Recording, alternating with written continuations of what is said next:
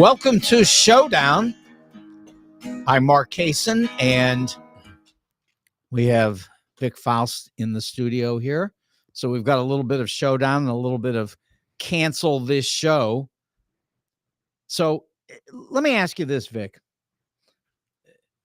Are you upset right now by anything? Well, first of all, good to see you. No, it is good to see. No, you don't even know Vic where I'm Faust. going with it. No, I don't know where you're going. Okay. And your audience doesn't know who the hell I am. Well, and my audience from the morning from Cancel This, they've seen me, but I don't know if they know who the hell you are. Yeah. Well, they probably do because we were on, and I'm not upset. I'm kind of confused, uncomfortable right now. Okay. Well, here's the question. Okay. Why in the bottom of the third are the Cardinals losing 2-0? That's my question. Oh, here's my deal. I haven't even looked at the Cardinals yet. I know they started at 3-10. I know they took the first two games of the series, which makes me think that they're probably due for a loss today. And I know they're getting ready to start their home season tomorrow, home schedule part of it. So I wasn't very hopeful today, but I have no idea what has happened to put them down 2-0. Yeah. Well, I don't know either. I just know. And I do know this. Mason Wynn is not starting today at shortstop for the Cardinals, and I have no effing idea why. Yeah. Okay, that's the only thing that upsets me. Why isn't he starting today? Probably because the manager needs to be probably Yachty. That's probably the answer. We need Yachty. Yeah, that's probably the answer. I heard somebody talking the other day about how Ted Simmons ought to be doing it. Ted Simmons? Yeah. Oh, my I didn't God. even know he was still alive, but okay, I'm glad he is. Can I ask you a question? Sure. First, I love the fact that you have the show, and I love your perspective, even though there's very little that you and I share in common when it comes to politics. At least I think we're going to find out. Yeah. But was that Showdown music that you start the show off with? Yeah. I like that. Yeah. You know what that is? No, that is, and I heard you talking music this morning as well. So you're apparently a music guy. We're not. That's the problem. I'm not so much, but anyway, that's Bob Dylan. That's Ballad of a Thin Man. Yeah, that makes sense. Yeah, something's happening, but you don't know what it is, do you, Mr. Jones? So that's yeah. I know you're a 70s guy, at least, or late 60s. Yeah. Yeah. I love it, my friend. I love it. Yeah. In 1969, I was running through Europe with a Eurail pass. Okay. $100 for a month, which that Eurail pass, you could ride the trains anywhere. I mean, you can still get those, but they're not 100, a lot late, 50 years later. But at any rate, I in 69, I was in Europe, and it was 24 years after the end of World War II. And that seemed like a long time. The only difference is that now it's 55 years past that. So my God. time has a way. What the hell? Time has a way of doing all kinds of interesting things. Oh no, I get it. Yeah, I get it. Well, you get it sort of, but you'll get it a little more as time goes further. And I am listening to you, by the way. No, I'm promoting both of us on all of our platforms now. No, that's fine. Since this is we have you on the Cancel This platform today. Yeah. But I'm your guest. I'm an invited guest. That's correct. Into your home today. Yeah. And by the way, having been in broadcasting for 35 years, I've experienced almost everything. So you sitting there texting during the show is reminiscent of one of our very famous guests who did the same thing, Jeff Smith. And you know where he ended up, right? Yeah, but Jeff is a good man. Well, he may be a good man, but be careful. I like Jeff. I'm just saying, you may end up where he ended. I don't know. He asked me if I was interested in working for a marijuana company, a cannabis company, by the way. And I'm like, no, it's all right. We got something going on here. It's all good. I support that industry. I do. But I was like, when I saw that the job description, one of the highlights of it was reduced price of product. I was like, okay, I know what kind of salary this is going to be. Yeah, look, we're going to pay you in bud. Yeah, right. Look, I can tell you right now that Jeff had a habit of going on programs and texting. He did that all the time. Now, I don't know if he did it after jail, but he was doing it before jail, and he might have, calmed down a little bit. But at any rate, yeah, there's an interesting story because good guy. I agree with you. 100%. Good guy. Yeah. Professor. Oh, yeah. Yeah. Yeah. We like those professors. Anyway, so, we got the Cardinals out of the way here. Let's try this because I listened to you this morning. You did? Yeah. Thank you. Well, I listened to you other times, but I listened to you this morning, and I was interested in this school board business. Yeah. Yeah. Okay. So talk to me for a minute here about what you think these school boards are even capable of doing. Cause I'm going to tell you what I think in a minute, but good, because you're a professor / teacher. Sure. First of all, can I introduce myself? And for people who are listening from your audience, Showdown, because you guys are here Monday through Friday, 4 to 5 p.m. That's correct. We do a show called Cancel This, Monday through Friday, 8 to 10 a.m., all out of our new media studios. And we're more, we consider ourselves, myself and Lizzie Sparks, to be more conservatives doing a show about facts, not feelings. And we want all opinions that are welcome. So you do your show, and I'm a guest on your show today. And and we put it on the platform for people who may or may not know. So with that being said, when it came to the school boards. Yeah. And by the way, you said an interesting thing that you do your show based on facts. Yes. And sometimes when I listen to you, I wonder where you get those facts. Exactly. Because I can tell you, as you well know, Kellyanne Conway, I don't know what she calls herself now after divorcing George, but you mean the former chief of staff for Trump? Yeah, whatever she was. Anyway, she was the one who originally came up with the idea of alternative facts, which we all find very interesting because I thought that was MSNBC who did that. Nope. You should CNN. Nope. That was Kellyanne. Are you? And I wouldn't give Rachel Maddow. Yeah. Nope. No, Rachel knows what she's talking about. Rachel has the facts. But go ahead. Okay. Barack Obama, Joe Biden. I thought that was actually let's come to an agreement. I think we can agree on one thing. That KJP is arguably the most unprepared, not ready media spokesperson for a president that we have ever seen. I don't understand where that comes from. Oh, really? What? Making up facts? No. Okay. But I heard some of the facts that you guys had this morning, which clearly were not facts in my universe. Well, here, yeah. I mean, you went to a school board. You want to talk about school board? Yeah. School board things can be a very important topic all over the country. I don't think St. Louis is different than a lot of places when it comes to school board. The story that we had, and I'll do it as quickly as I can. Yeah. And by the way, thank you for inviting me on your show. No, don't be silly. We're having fun. So the whole thing with the situation with school boards, number one, at least in some of the districts around the St. Louis metropolitan area, I think it's safe to say that candidates who were more successful were candidates who were not far-right candidates. They were candidates who might push a little bit more down the middle to the left. With that being said, our whole focus this morning with my partner Lizzie Sparks was the fact that far-right needs to settle down and that other candidates are promoted.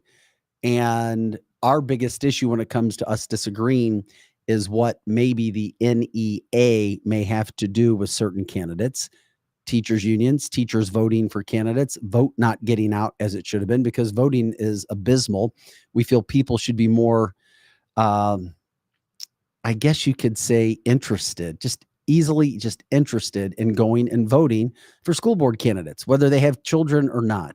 And you would like you would like more conservative We would candidates, like, right? We want candidates, or at least the basis of our show, what we got from our listeners on our show is we were absolutely looking for candidates who are legitimately concerned about kids learning math, English, science, reading, PE, musical arts, and not getting into any of this social bullshit.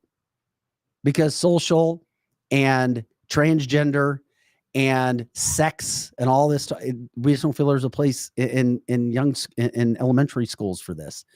There's a place for maybe in middle school as you're teaching kids about the body. But the sexualization of kids and pushing that, no. So if that means a conservative candidate, then fine. But the thing is, you got to know the candidates and then go down each candidate. So it's hard to group everybody in, right? It's not that hard to group everybody in. So you need to make sure that you are voting for the people that you want to vote for. Yeah. I just found it interesting. The Post-Dispatch promoted as it's about love won in Francis Howell School District. I don't know if you saw that headline or not. Yeah, I saw it for sure. So I didn't know where you wanted to take this here's where I want to take it. First of all, do you think that if it were possible in the United States, which I'm going to say it's really not, but if it were possible to inject all of these conservatives into these school boards all over the country, do you think that the kids would push back hard against it? Maybe. I mean, that's a good point. Maybe. Here's the thing. I'm not against a liberal idea. I'm not against a Democrat. I agree with giving a little to get a little. I believe in checks and balances. And I think most of our show on Cancel This does too. The problem is, and we even called it out, and you got to give us credit for this because Lizzie even did. If you said you listened to us today, Mark, I'm curious if you heard us rip the far right. Did you hear that? No, I didn't hear it this morning, but I've heard you do that before. Yeah, we try to be fair and honest. Yeah. We really, honest to God, do from first of all, from what we see. And obviously, a conservative and a liberal don't see the same way. You and I don't see the same way in a lot of things, but we respect each other enough and have big enough hearts to make sure that we're trying to do things together. Hey, for the betterment. This is what I feel is better. This is what you feel is better. The problem with our country, and we know in Congress, is that there's no give and take. And I think it's fair to say that the far left and the far right have some massive issues and it causes problems. We call that out and we try to. No, we didn't even think that every far right candidate should be in office. I think it's a personal situation. I think it's a situation by situation example where, okay, this person's for this in this situation, this candidate stands for these issues here, which is why it seems that, if you want a conservative candidate, that doesn't mean you have to have them all. So no, I agree with you. Well, let me ask you this. Let's see how much you agree. For example, Francis Howell. Are you upset over Francis Howell and other districts around the country trying to get rid of Black studies and also trying to get rid of DEI, which of course is diversity, equity, and inclusion? What does DEI stand for? Diversity, equity, inclusion. Oh, I was taught that it means didn't earn it. Yeah. Well, no, I understand what you're saying, but what you I'm mean saying, it doesn't mean didn't earn it? No, listen, that's all funny, but here's the problem. Across the country, it all boils down to one thing: anti-Black. No, it doesn't. Well, that's how Glenn Youngkin, who was the first one that really pushed this out in Virginia, and he beat, Terry McAuliffe, the Virginia governor.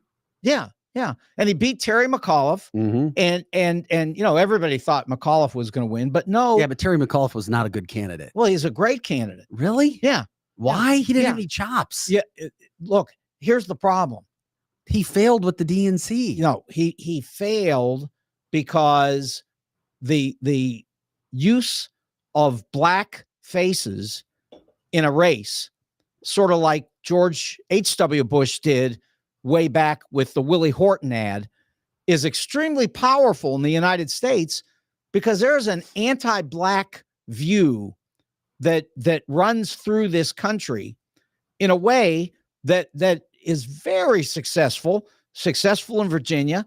right here in our state, this is being put front and center. Wentzville banning Toni Morrison. Come on, what's that about? But why Black. why did they ban Toni Morrison? Black. Simple. Mark, black. It wasn't just because no, I know they say sexualization. Yeah, 100%. Yeah, no, not look. It has nothing to do Toni with black. Morrison was not sexualizing anybody. Do you know that we have black Americans, black Missourians in Wentzville who disagree with everything that you're saying right there? Very few. Watch our show. Very few. No, but the more black America is waking up, specifically in Missouri, specifically 38 and under, 37 and under, when it comes to ideals like that. I don't know. I mean, I don't want to get sidetracked. No. I want to get sidetracked because the Francis Howell situation here's the thing. Whatever the school board wants to do with the books, I could care less personally. I'm just giving you an idea from our viewers. Most of our viewers in the morning with canceltheshow.com, Monday through Friday, 8 to 10 a.m., by the way, is the fact that they're elective courses, correct? The courses in Francis Howell that you referred to, but they were elective courses. No, I wish that they could have them. Only 100 students were taking them. So I figure, okay, well, now we're catering if there are only 100 students in the entire district are taking 2 classes. And if those stats were right, I went, okay, I could understand if only 100 kids are taking classes. What if there was 100 kids that wanted these other classes? You know, they we're not going to give them their classes because 100 in that district that size seems small. I don't think the general consensus is a fact. We don't want them learning about black this and black history and black culture and black literature. It was just a matter. And I blame the media too, the local TV stations, for not covering every side of the story, because we didn't hear a side of the story from the district and from parents who were like, no, we don't think this is good. It's not a matter of we have to have black courses or nothing. If you want to offer up these classes, I hope to God a district that big could offer them if there were students that wanted to take them. Yeah. Well, I'll tell you this. And from the viewers and listeners, they had no problems with that. It's like, let's not just make this a race issue about black and white. Well, it's a race issue. But why do you feel it is? Well, I'll give you an example. Out in Rockwood. The classes are going to be there. Okay. As an example, out in Rockwood, where they have a long-standing DEI program, the head of DEI, a black guy, quit a little over a year ago. And the reason he quit, he made it apparent. He told, it was because the district was undermining the whole DEI effort, which they pretended to support by bringing him in. And he didn't want to be part of that. And I asked him to come on the air, but he wouldn't do it because he was afraid that he wouldn't get any other jobs anywhere else. Who are you talking about? I forget his name, but he was the head of the DEI program over at Rockwood. He's a black guy. But at any rate, no, I mean, it's not LeGarrette King, is it? No. Okay. No. Anyway, the point is that like you brought up, well, I mentioned Toni Morrison because that was the situation out in Wentzville. And I don't know the names of all the other books that they're trying to ban. But I do know, and I don't think you're going to find any sexualization in this, that in Florida, they banned one book that was about Roberto Clemente and one book that was about Hank Aaron. And tell me what they could have done wrong except for being black. I don't know the specific. I don't know the specific incidents, but the way you described it, no, they shouldn't be. But I'm going to tell you something. Most of our viewers and listeners, and I'm trying to be a mouthpiece for them with Cancel This joining your show Showdown, once again being a guest with you, is a situation of, listen, I might be different than a lot of people. I don't care what books are there. I'm a big believer in books. Ben Kahn, the owner of Wenty's, who's a sponsor of your show, he made a great living, busted his ass with books, and he has helped me realize a lot when it comes to books. I'm not against books being there, but what I would like is some supervision over kids and being sexually exploited or having this material in a classroom. Whatever happens at home, but having this material for young kids, and especially pushing transgender studies and any other kind of crap like that, especially under the age of 18. Yeah. Well, I know you're going to say it's under the age of 18, but I want to say to you that, I taught for 12 years at Fontbonne University, and I would give them an assignment every year that they had to go find a book that had something to do with the Constitution in the library. It was a constitutional law class, and they had to find this book and then come back and present to the class, what the scoop is on this book. Mhm. And every year, without fail, the kids managed to find a book in this Catholic university. Of course they are. That the name of the book was F-U-C-K. Yeah. That was the name of the book. No, I Okay. get it. I mean, Just, books are the least of my concern and the least of our viewers, because this country is a total shitbag mess right now. And books, as important as they are right now, are the least of my concerns, the least of our viewers' concerns. The school board stuff gets us back into like our target, into our radar of what we're concerned about. And I know that books underneath school boards and teachers unions can kind of fall into a category where it all kind of correlates. Yeah, but I'm going to say that books are extremely important, and the reason why is first of all, 1 or 2 books not being allowed. Well, it's worse than that. And there's more places in the country where books like that are allowed than where they are not allowed. Well, they should be allowed. Okay, then that's why I don't think it's a major problem from your standpoint. Well, I know that there's an effort to stop books, and I'm going to even back up on this in a second, but let me also say, kids don't like to read. And it's sad. Yeah, and it's another portion which has nothing to do with Republicans, Democrats, or independents. It's not. It has to do with our society. It has to do with parents. Yeah, there's a problem. Yeah, I'm worried about parents that don't encourage their kids to read, and beyond that, I can also tell you that kids do not read by any stretch of the imagination the newspaper. Nobody reads a newspaper anymore. Well, come on. They should. You get it online. Well, wait.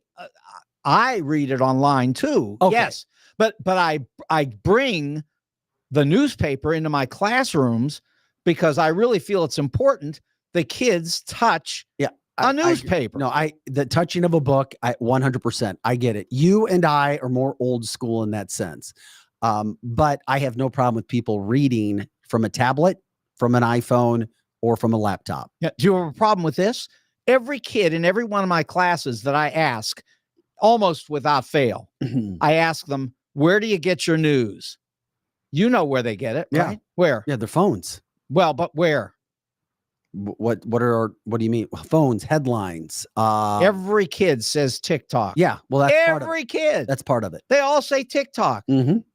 And what they're getting from TikTok is insanity. Insanity. Yeah, and well, 100%. I agree with you. And maybe I don't agree with banning TikTok, which has become. Oh no, I don't want to ban it. But it does need to be owned by a company outside of China. They need to sell that to another company, and the United States needs to force that, because if you look at TikTok China compared to TikTok US, far different pages in regards to the kind of information you're going to get. And I'm not afraid of China, and I'm not afraid of Russia. I'm not afraid of any country out there because I happen to believe in the First Amendment, not the Second. Thank God you do. Not the Second. I mean, no, I believe in the Second too. I just don't believe in what you think it probably is. But here's the thing: the First Amendment, absolutely. And here's the problem. And I don't even want to block Donald's First Amendment rights. I do not. However, thank you. However, that's because you have a brain. But he's a sick man. But still, a sick man has a right to the First Amendment too. But here's the problem. And I played this for the kids.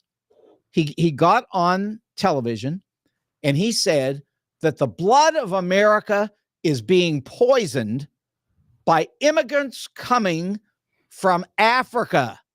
Now, I don't know any other way to tell you what that means, but that is so anti-black. I mean, if he said it was immigrants coming from Israel, I mean, he'd be locked up. When did Donald? Well, he would be. When did Donald say this? In what context was it again? The context was lunacy, and that doesn't answer the question. And when he said it, he said it. When did he say that? What time period was that? I mean, how long ago? Yeah. Couple months.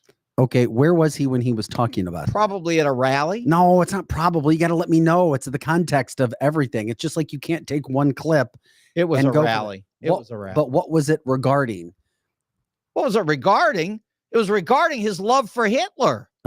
Oh my God. The words are exactly the words of Hitler. And listen, did you not see Joe Biden's speech with red everywhere? I Hitler. I mean, if anybody's a Hitler.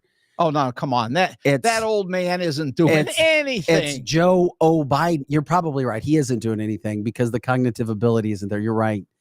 And you want to it is if you heard his speech. If you want to talk about sick people, you want to talk about the mad sniffer. Do you know he was sniffing babies again on Easter? Oh, that's so silly. We show the video every day. So silly. You don't know. And here, I don't blame you for not knowing because you don't watch. You watch a network, MSNBC, combined with CNN, which still can't even get higher ratings than Fox News together. First quarter results just came out with ratings. Did you see the ratings? Fox News beat again first quarter this year. Yeah, but MSNBC and Joe Scarborough's way high, and so is who's Joe Scarborough? Yeah, come on, stop it. Who is he? Yeah, he's he's the Trump derangement syndrome guy. Yeah, he's that lies. No, he's a guy who believes in everything you believe in. He's a conservative. He's not a conservative. No, well, actually, he's as much of a conservative as you are.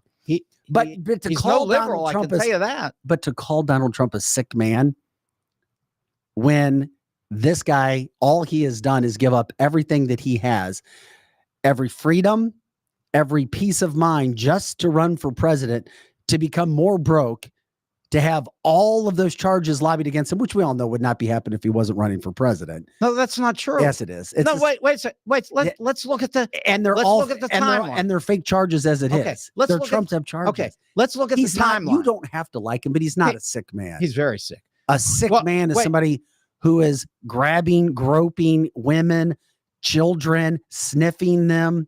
We've got endless videos, and he's still doing it. Okay, how about this one? You didn't see the Easter video? No. Oh my God, Mark, please, you have to look at it. I'll look at it. He's like, I will look at it. And he goes in for a second one going, I will look at it. Now, let me ask you this.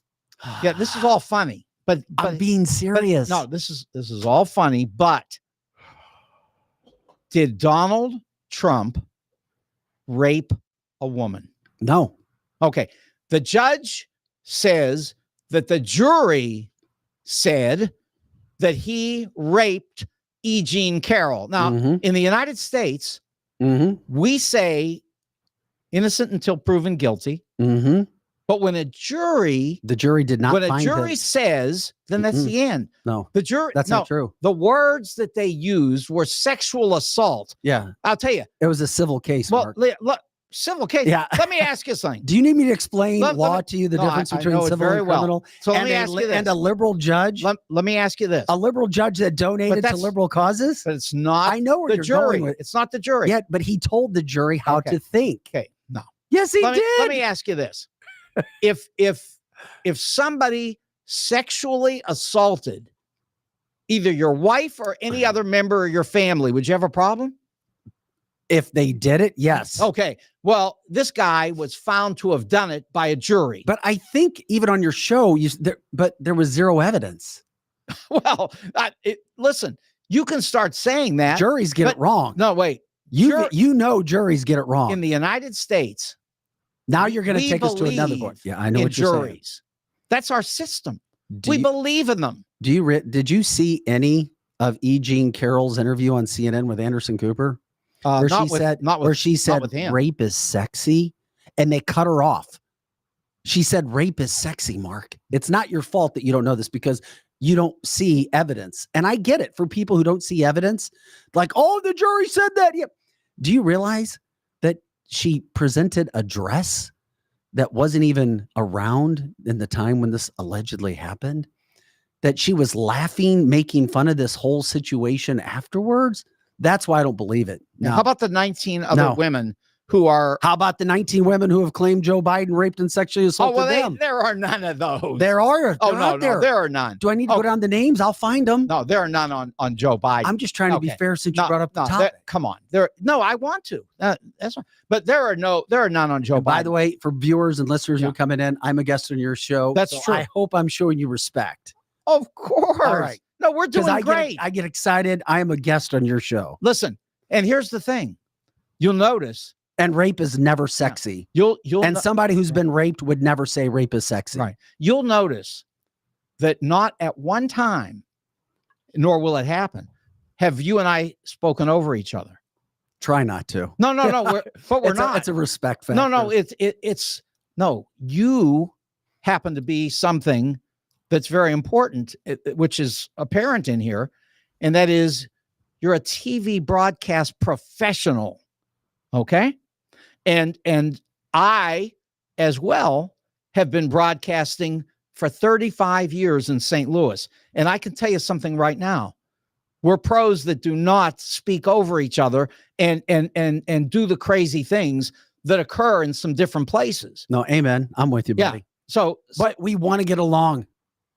I'm so tired of division all over the freaking place. Well, sure. It drives me freaking crazy. Sure. But that's ridiculous. Actually, they're doing some very interesting research at UMSL on this exact subject, trying to understand why everybody in this country is put in two groups and hate each other on opposite sides. Well, you know what that is?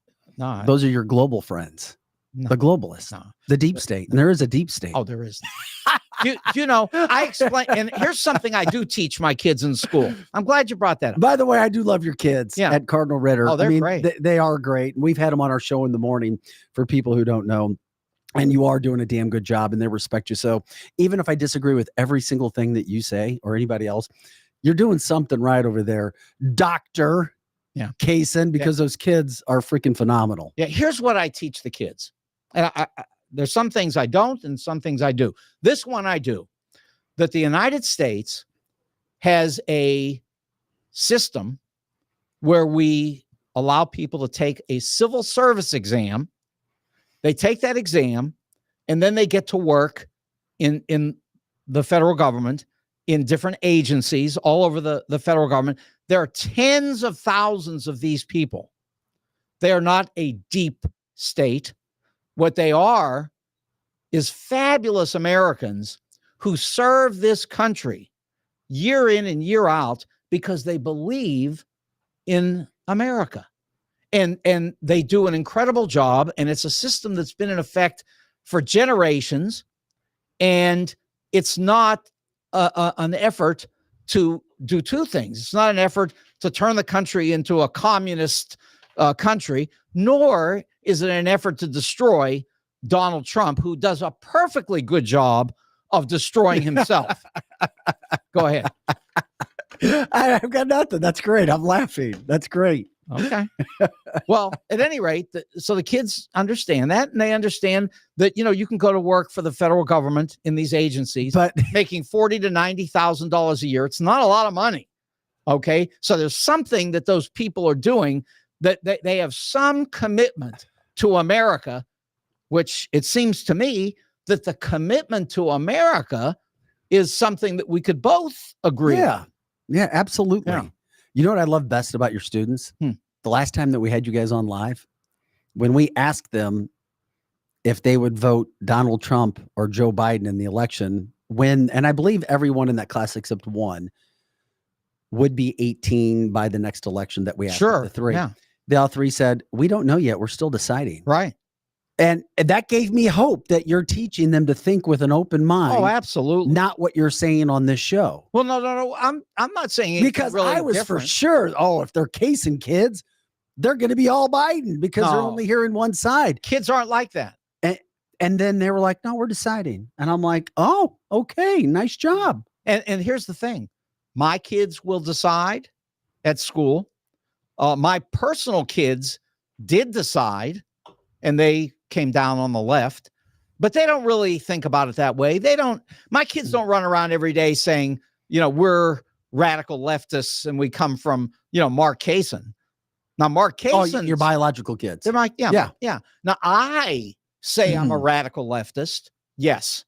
And what does that even mean? I don't think anybody even knows what it means. I only use it that way because back in the 60s and 70s, we used to say that a person who claimed to be a liberal, well, often, it was like, I'm a liberal, but, I hope black people don't live next door to me.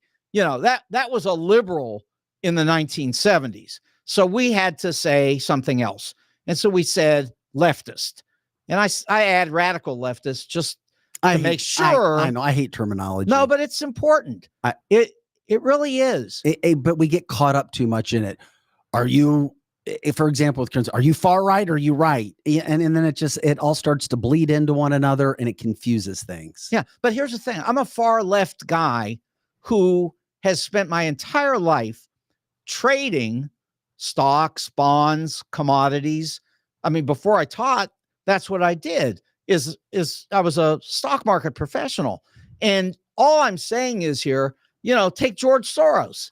I mean, I had Eric Greitens on up here in the first week, and Eric could no way accept that George Soros was an okay guy.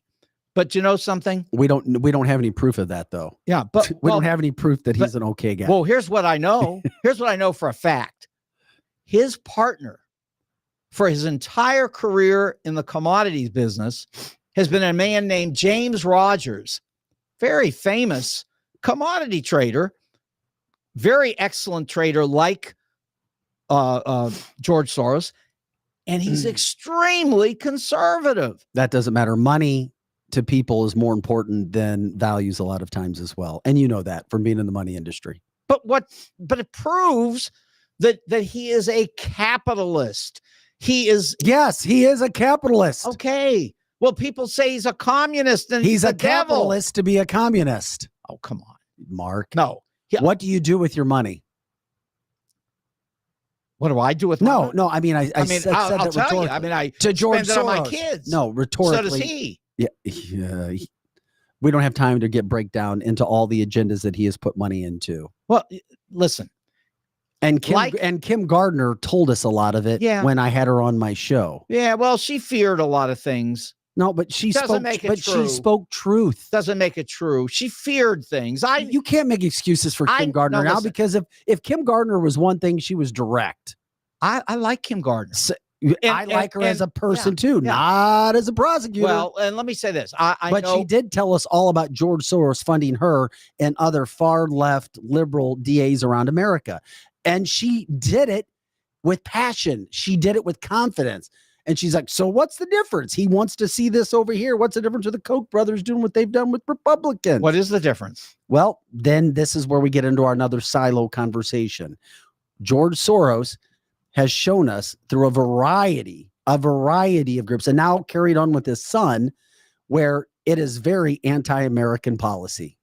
Well, no, actually, it's very much like Warren Buffett, the same way, who gave money to his son to give away, and then on top of that, he gave a bunch of money to other top people in the how do we get on the tech business? If I got us on this subject, no, it's a good subject, because look, there are people who give their money to lots of things. Correct. And the big name people give them lots of social justice.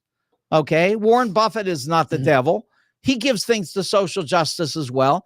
He gives his money away because he wants to help people, and he's got the ability to. Are you talking about Soros again? Well, both of them do. Oh, okay. Both of them do. There are a lot of people like them. Buffett and Soros are two very different people when it comes to things. No, they don't promote a lot of the same causes. Okay. Well, let me say what I want to promote real quick, and then we'll come back and finish this up, because I want to promote a restaurant that I know that you love. Absolutely. And you have actually been at that restaurant with me. Yes, I have. We sat down with Ben. I couldn't believe all the shots you were drinking that night. Yeah.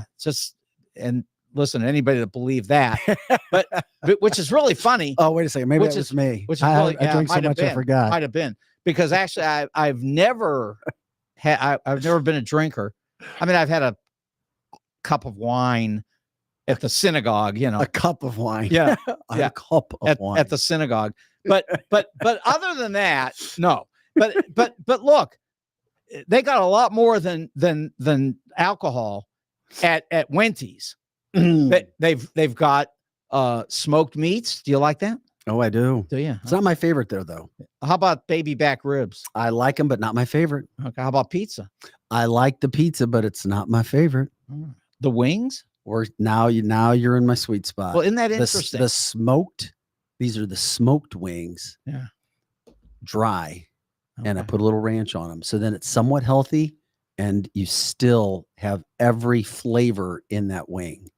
That's why I don't like to put too much on it. Just a little bit of ranch so I can eat those damn wings. And you can smell them from Spirit Airport in Chesterfield all the way down to Winty's about a mile away. Yeah. And I'm much more. Did you notice how I was talking? Yeah. You know, like good. when Joe Biden gets kind of like, when he gets kind of sick and everything, and he starts whispering, and yeah, that's how those wings make me like Joe Biden. I can't think straight, and I start whispering, and I start sniffing. And Joe is quite a speaker recently. He's not John Kennedy. I don't want to interrupt. He's not John Kennedy. He's not John Kennedy, and he's certainly not Barack Obama. I'm sorry, Barack Obama is the best irritating president I've ever seen. Irritating and orating. He's pretty good. He's pretty good. No, one of my really good friends in broadcasting thinks that that Barack Obama has been the most impactful president in our lifetime. He has, but he thinks it like probably you in a negative way. Yes, he's been impactful. Yeah, but I also give him credit for being the best orator and in front of a teleprompter ever.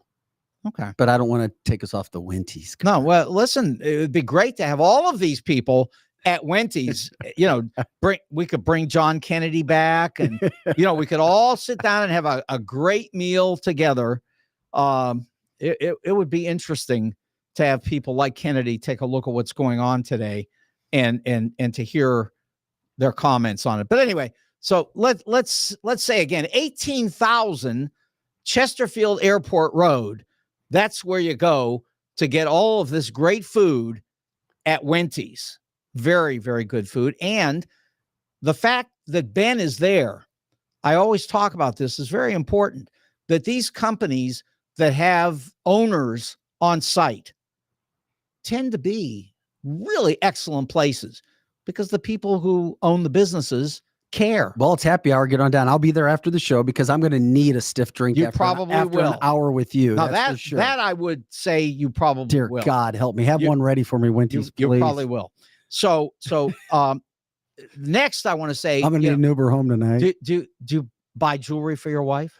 Hey, real quick about Wendy's. Yeah. They got a second location. I haven't even told you about Oh, yet. didn't know that. It just finalized. Oh, okay. Wendy's too. Wendy's Roadhouse in Defiance. Oh, okay. So they're going to be opening up pretty soon too, especially with the weather now getting good down in wine country in Defiance.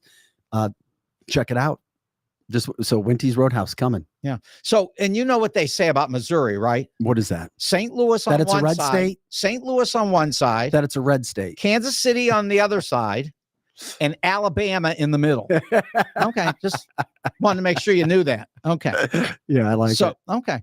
So the next thing I wanted to do is jewelry. Uh-huh. You buy your wife jewelry? Well, I'm single. I have a girlfriend. Oh, okay. Well, I have a girlfriend. And, partner. Yeah. So if I need to, I'm going to need maybe at some point. Yeah. So that's a good thing. So what you're going to want to do is go to 4506 Hampton. Okay. In St. Louis, and that's Jewels on Hampton. I can tell you right now that again, the owner is a guy named Al, and he is there all the time, and really excellent. I mean, these people know jewelry. If you go there, like almost any time, the place is jammed with people, and they have lots of parking, and it's right off on Hampton, and it's a great place. They buy and sell jewelry and coins as well. And they also create their own designs. And then they'll also create a design that you tell them to do, and they'll make that happen also. And they repair watches. Yeah, I'm sitting here with a 45-year-old gold Seiko watch 45 years I had this thing. Nice. Yeah, I like it. It is nice. It is nice. They will repair anything like that over at Jules on Hampton. So that's that place. Great place to go. Let me then finally say, and you see what you're wearing tonight, right? You see what I'm wearing. Okay. I always wear suit and tie. I shouldn't say always. Every once in a while, I dress down on the air, which I did with you one day. Yeah. But I will say that if you go to the St. Louis Suit Company, of course, in Clayton, it is really a terrific place to buy suits. The prices are great. I used to go there, my friend. The suits are great. Did you go? Well, I used to. Well, because I don't work on television anymore. Oh, I get it. Okay, there you go. I wear a sports jacket in the morning sometimes, Okay. and this is late night for me. Yeah. So, okay. Yeah, but no, but if I need my suit, I'm going to St. Louis Suit Company. Yeah. How about ties? Ties as well. Although ties are kind of going out, aren't they? I like your tie. I haven't gotten a new tie in a while. Yeah, I buy own ties. Like 200 ties. I buy ties all the time, and I've got many ties. And the reason is because they're $5 per tie at the St. Louis Suit Company. I've talked to them about it, and they laugh and they go, "Yeah, we're never raising that price." And now I compare that to the fact that you could get, because he's got a bunch left over, because like everything else, he went bankrupt, and that's Donald. He sold ties, and he sold them for $50. You could buy a tie like this for $50 that you can get down to the suit company for $5. No, it was much better. And let me say, no, it was a silk, very nice silk tie. And then the special thing about those ties, this I know you didn't know, is when you bought those Trump ties and you put them on, they had a special thing inside, and it would choke you. Okay. Yeah. Okay, I gotcha. Yeah.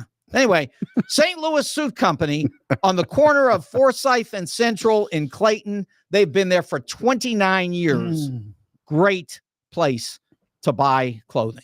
Yeah, there we go. If I ever need a ring or jewelry, I'm sure your friend will trade it out with us over here for some airtime, right? Probably. I'll tell him Mark told me he could do that. Anything I say. We'll just trade it out. He's that good of a guy. All right. Yeah. I like it. Yeah, he's excellent. Okay, so how about this one for you? All right, here we go. I've had no idea. I've had no time to prepare for anything, but I love this setting. No, that's the way I've always been thrown into this with conservatives. Not telling me anything, and then trying to see. Not with our show in the morning. Yeah, no. Well, we never talked about it. But anyway, how about Aileen Cannon? Now, there's a heck of a judge, right? I disagree. You don't think she's good? She's overseeing another one of those cases that I told you about. Yeah, but you realize, and it's a Trump case. But you realize that she's come down on the side of Trump in a way that is so outrageous that federal judges all over the country are having heart attacks over it. And she was fair at first and was considered to be a bad judge by the left. Well, and by the I'll let you 11th by the 11th district. I know what she's doing. I mean, go ahead. I'm sorry, I don't want to. No. But the 11th district kicked her butt twice, and they're conservative, but they kicked her butt twice because she really is doing things that are outrageously wrong. Okay. And wait, and I'll give you the last one, then you can respond. So what she's done now is she told Donald through his lawyers that she wasn't going to rule on this question of dismissing the case, but she would rule on it later. If they brought it up again, she would rule on it when the jury was being impaneled, because, by the way, I mean, was she tricking somebody? At that point, if she then turns around and says that the case is dismissed, you've got double jeopardy attached. And so as a result, nobody could try Donald. And she told them, bring it back when the jury's here, and then I'll consider it. Now, today, finally, Jack Smith had enough of this. And he went to her. He said, look, you keep this up, and I'm taking you to the 11th district for the third time, and we're going to ask to have you removed from this entire case. And they probably will. So go ahead. What do you want me to say? Well, what do you think? This is another trumped up charge about classified documents, and it's unfair, just like it was when you compare the situation that Donald Trump is, quote, in now because of Jack Smith's situation. And you know what Jack Smith's role in all of this is, right? It's to make sure 100% that we keep Donald Trump off the ballot. Well, he's going to fail in doing that. It's over. Donald Trump is going to be running if he's breathing. So that was Jack Smith's number one job. And he has been coordinating with all of these attorney generals around the country. They've all been working together, Mark. I hope so. Oh my God. Of course you do. I hope so. Of course you do. And in the midst of the Presidential Records Act, which is what the judge was getting into with Eileen Cannon. And once again, I didn't have time to prepare everything, but I do know enough from studying the situation. Once again, all this entertainment that's going on in between, it's not going to end up in anything, Mark. How about the problem? He's not going to end up. How about the problem? And you know that. How about, no, I don't know it. How about the problem where his people are going to come in and say, because they've already said it, and they're his attorneys trying to. The witnesses. Which witnesses are we talking about? The witnesses from Mar-a-Lago. Mm-hmm. The people who he told to flood the room in order to get rid of the evidence. And then you're leaving out a whole bunch of things, Mark. And then he told them to get this stuff out of here because the feds are coming. Correct. And listen. Correct. It's against the law. Wait a second. It is exactly what got Jeff Smith. What is it against the law to have your documents in a convertible in the garage? Not if you look. Yes, it is. I'm talking about Joe Biden. I know what you're talking about. The question is, are you lying to the FBI and to the Department of Justice? Because if you do that, it doesn't even matter what you're talking about. Jack Smith belongs in prison for the fake charges. We'll put him in prison if you can get him Trump, there. Okay, I'm just telling you now. Yeah. We have already seen witnesses who have come forward and lied about Donald Trump and gotten caught. And then their testimony not even being allowed. These things have happened in these cases, Mark. It's the same thing that's going to happen. Donald Trump will not be convicted in a manner that he is not allowed to run for president. And the American people know this, and that's why his ratings continue to go up. And what blows my mind is his African-American ratings, people of color and younger voters.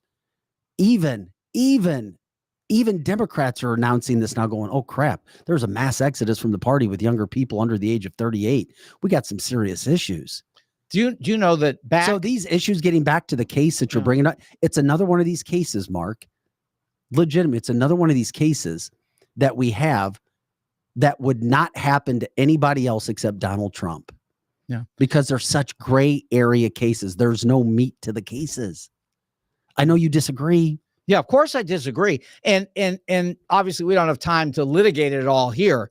But you know, what we do have time to say is that, you know, and we just need proof. With Trump, all those things you said, there's no proof. Those are just coming from, quote, witnesses. Here's where we're going to get proof. The juries are going to come back. You know, this is exactly what happened to Al Capone. Al Capone got away with what he did for decades. Please try to tell me that you're not comparing Al Capone to Donald Trump. If there was anybody to compare Al Capone to, it's the Biden crime syndicate led by Joe Biden and his brother. Actually, wait a minute. Joe lost his brain. Now his son, my son, Hunter, he's such a good kid. So misunderstood. Yeah. He's so misunderstood. Come here, hookers. Yeah. I mean, come on. Okay. Which has that laptop's not real. It isn't real. The CIA signed off, generals signed off on it, even though now there's proof of it. Yeah. So we know that they can't impeach Joe Biden because there's nothing to impeach him on, because he's the crime family. Because the three witnesses they had are all now fugitives from justice. No, that was a nice play that they did after the fact. Yeah. Okay. Right. To try to disprove any credibility with the laptop. Okay. So let me ask you this. Do you know who I love you, dude. Do you know who Biff is? Which Biff is or was? Which Biff? Biff. Which Biff? Well, how many Biffs I know the name. there? I know the name Biff from the political scene over there. No. But I want to know. Forget the political scene. Okay. Which Biff are you talking about? I'm talking about in Back to the Future. That's the Biff. That was the first Biff that I knew. Yeah, that's the Biff. But one of my really good friends is also a Biff here in the St. Louis area. Okay. But I'm just saying this. Here's what we got coming. Somebody somewhere in this country is going to find a little red and white book, and it's going to say sports scores of the last 50 years.